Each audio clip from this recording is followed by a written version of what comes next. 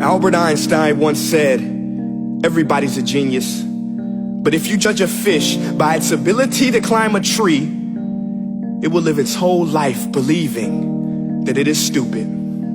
Ladies and gentlemen of the jury, today on trial we have modern day schooling. Glad you could come. Not only does he make fish climb trees, but also makes them climb down and do a 10-mile run. Tell me, school, are you proud of the things you've done? Turning millions of people into robots, do you find that fun? Do you realize how many kids relate to that fish swimming upstream in class, never finding their gifts, thinking they are stupid, believing they are useless? Well, the time has come, no more excuses. I call school to the stand and accuse him of killing creativity, individuality, and being intellectually abusive. He's an ancient institution that has outlived his usage. So, Your Honor, this concludes my opening statement, and if I may present the evidence of my case, I will prove it. Proceed. Exhibit A. Here's a modern day phone. Recognize it? Here's a phone from 150 years ago. Big difference, right? Stay with me. Here's a car from today, and here's a car from 150 years ago. Big difference, right? Well, get this. Here's a classroom of today, and here's a class we used 150 years ago. Now ain't that a shame? In literally more than a century, nothing has changed. Yet you claim to prepare students for the future? But with evidence like that, I must ask, do you prepare students for the future or the past?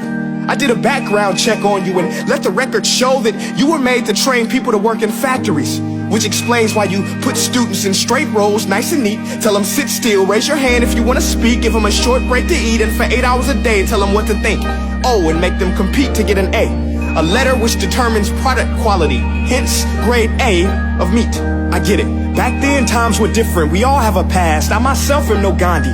But today, we don't need to make robot zombies. The world has progressed. And now we need people who think creatively, innovatively, critically, independently, with the ability to connect. See, every scientist will tell you that no two brains are the same.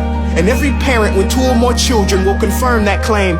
So please explain why you treat students like cookie cutter frames or snapback hats, giving them this one-size-fits-all crap. Watch your language. Sorry, Your Honor, but if a doctor prescribed the exact same medicine to all of his patients, the results will be tragic. So many people will get sick, yet when it comes to school, this is exactly what happens. This educational malpractice, where one teacher stands in front of 20 kids, each one having different strengths, different needs, different gifts, different dreams, and you teach the same thing the same way?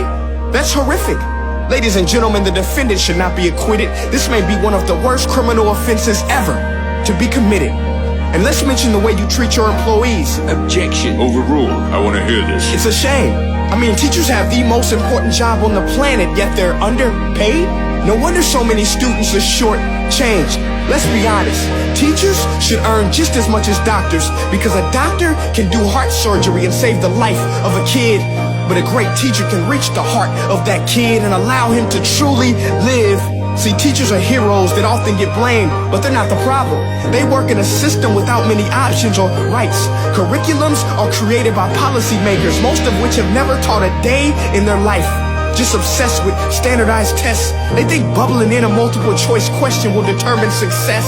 That's outlandish. In fact, these tests are too cruel to be used and should be abandoned, but don't take my word for it. Take Frederick J. Kelly, the man who invented standardized testing, who said, and I quote, "These tests are too cruel to be used and should be abandoned." Ladies and gentlemen of the jury, if we continue down this road, the results will be lethal. I don't have much faith in school, but I do have faith in people. And if we can customize healthcare, cars, and Facebook pages, then it is our duty to do the same for education, to upgrade it, change it, do away with school spirit, because that's useless. Unless we're working to bring the spirit out of each and every student, that should be our task. No more Common Core. Instead, let's reach the core of every heart in every class. Sure, math is important, but no more than art or dance. Let's give every gift an equal chance. I know this sounds like a dream, but countries like Finland are doing impressive things. They have shorter school days. Teachers make a decent wage. Homework is non-existent, and they focus on collaboration instead of competition. But here's the kicker, boys and girls. Their educational system outperforms every other country in the world. Other places like Singapore are succeeding rapidly. Schools like Montessori, programs like Khan Academy. There is no single solution, but let's get moving. Because while students may be 20% of our population, they are 100% of our future.